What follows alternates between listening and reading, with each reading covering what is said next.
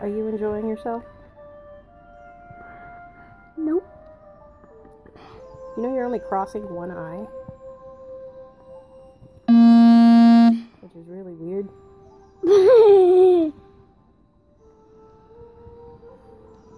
You having fun?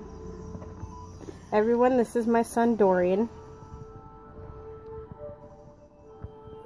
How old are you? 5. What grade are you in?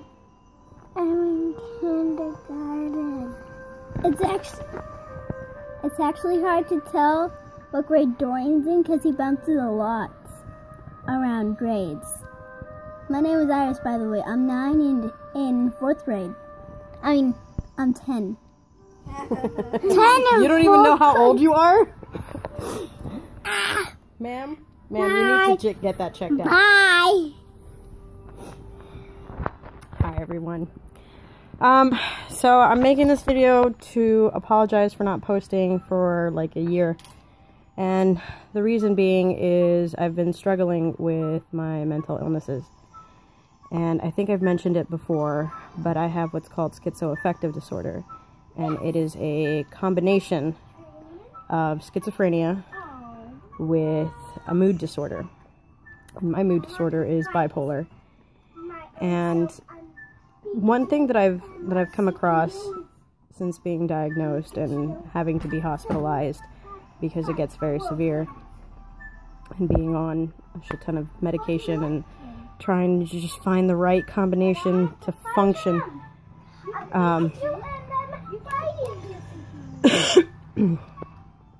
is that most people don't understand bipolar disorder. They think it's just mood swings and everything. But one example that I can give, and this actually happened recently, is that with bipolar you can be both depressed and manic at the exact same time. For example, you can be suicidal, just wanting to die, and haven't slept for 3 days. You can't see straight because you haven't slept. Your mind won't shut off. It's going at a mile a minute.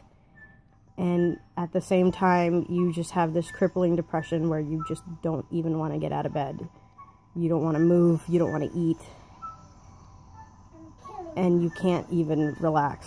And it's incredibly frustrating. And,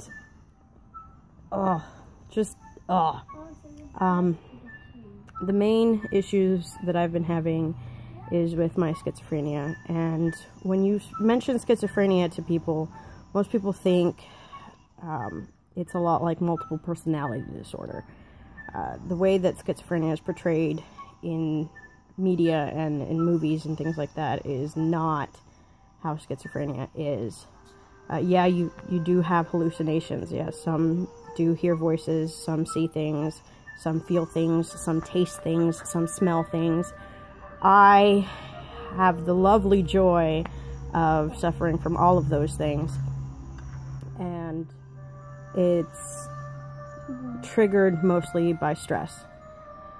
And when you're trying to raise 4 kids and you're trying to go to work and you're trying to just live a normal life, stress is everywhere.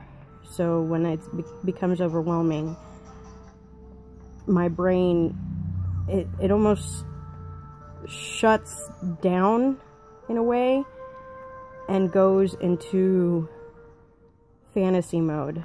The main reason I was divorced is because, and moved out, I've recently moved back in, was because my schizophrenia had gotten so bad I could have hurt my children. I could have hurt my family, and my children are my world. I don't want them to suffer, especially not by my hand.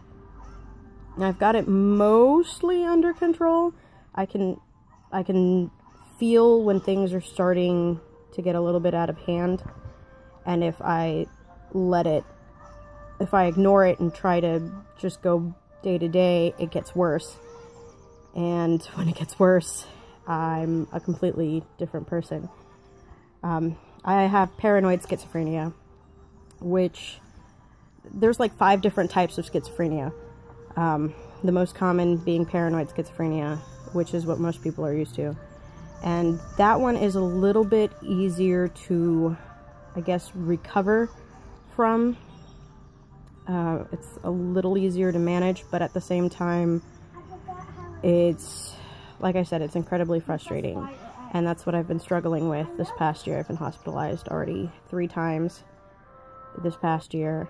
And the most common hallucinations that I have are auditory, and I don't remember the actual term for it, but when you feel things. I do remember I was hospitalized a few months ago, and I remember yelling at my doctor, I just want the bugs to stop, because one of the hallucinations that I have is that bugs are crawling all over my body, and I can't make it stop. You're just completely overwhelmed with these emotions and these sensations, and like deep down inside, I know they're not real, but your brain is creating this reality that you have no control over. So your brain is telling you this is real, this is your reality, and it's terrifying, because it's like you're looking at the world through a window.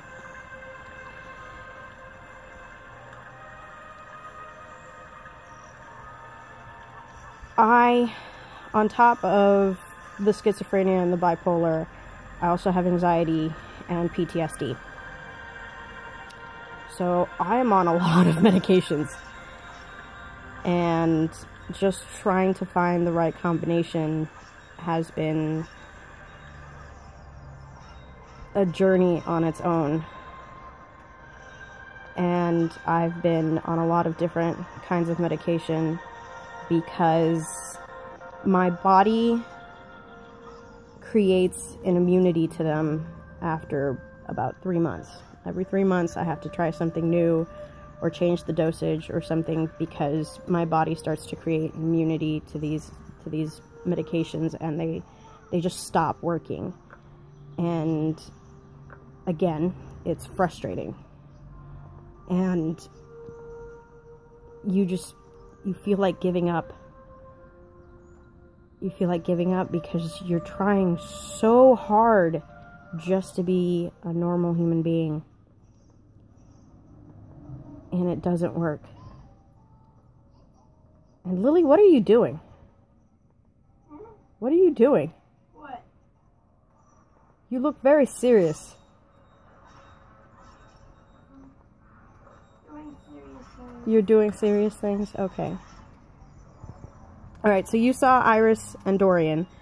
Iris is my second child. Dorian is my fourth. This weirdo is Rose, which you've seen before when she was itty bitty. This one's my third one. And this gigantic child right here, and by gigantic I mean she's actually bigger than I am, is my 12-year-old. And she has a giant butt, too. Nobody needs to know about her giant butt. Yeah, so my plan is to start posting again. Oh, my hair's a mess. Start posting again in 2018. More videos and getting back into the swing of things. One thing that has been a constant in my life is my spirituality, and it is one of the few things that brings me peace, because when I'm feeling overwhelmed and things are completely out of my control, I can meditate and try and focus that energy into something positive. It doesn't always work. Sometimes it fails miserably. But it's been the only constant in my life. It's one of the things, you know, even in the hospital, I can commune with divinity. I mean, just everybody prays, And then they pray to their own gods. And that's what I do, and it's one of the few things that keeps me grounded. But schizophrenia is terrifying. It's not fun. It's not at all how the media portrays it. It's not something that is fashionable, for lack of a better term. You need to put on underwear. Yeah, Iris. Because you are flashing me. And I know this video is all over the place, but at the same time, I wanted you to see me on a regular basis. And part of me are my children, and they're weird children. I love them. They're strange. They take after their parents. But where was I going with this? Forgot what I was talking about. You like macaroni? I don't. Well, I do like macaroni, but that is not what I was talking about.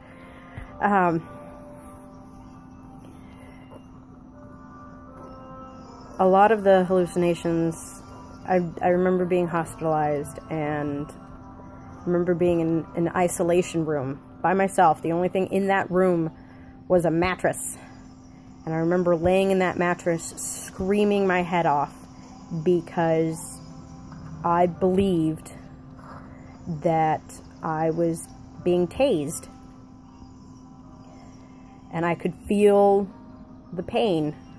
And I was screaming. I remember the nurses coming in and asking what was wrong and if I was okay. And I'm just screaming my head off because I was, in my mind was telling me I was being tased. There was nobody else in this room. But I could have, in my mind, there were people in the room and they were tasing me. And I could feel the shock, and I could feel the pain, and I could see the people. Hi, Dad. This is depressing. Start talking about macaroni. And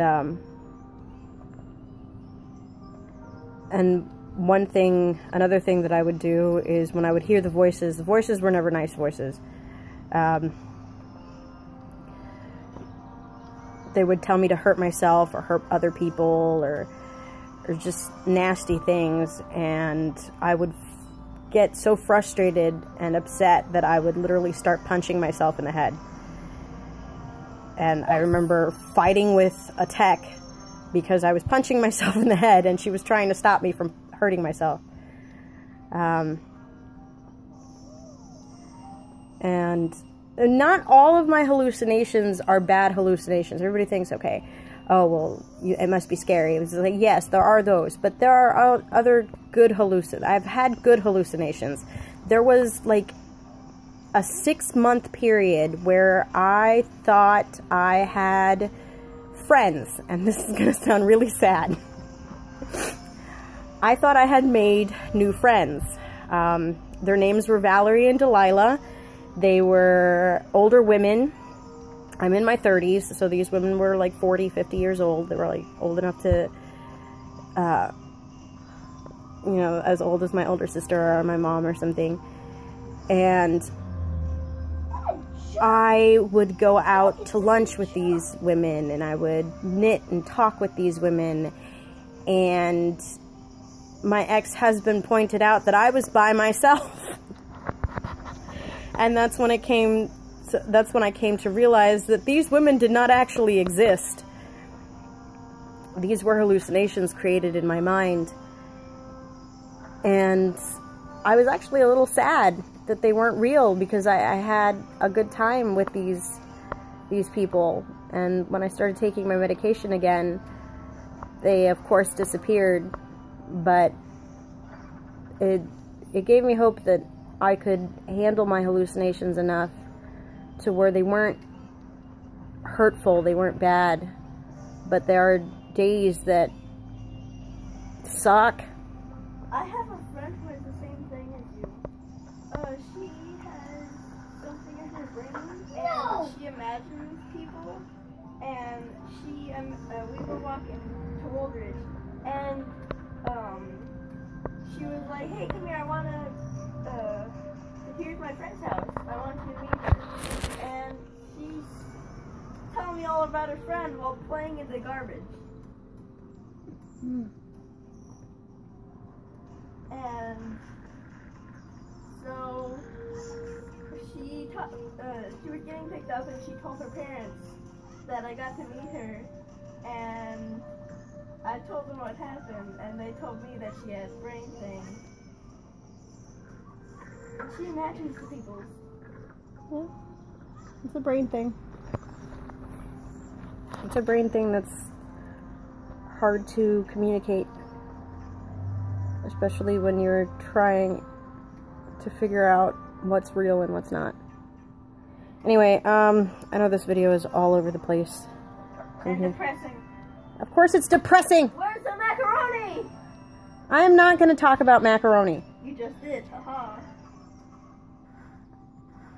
You just talked about how you weren't going to talk about macaroni.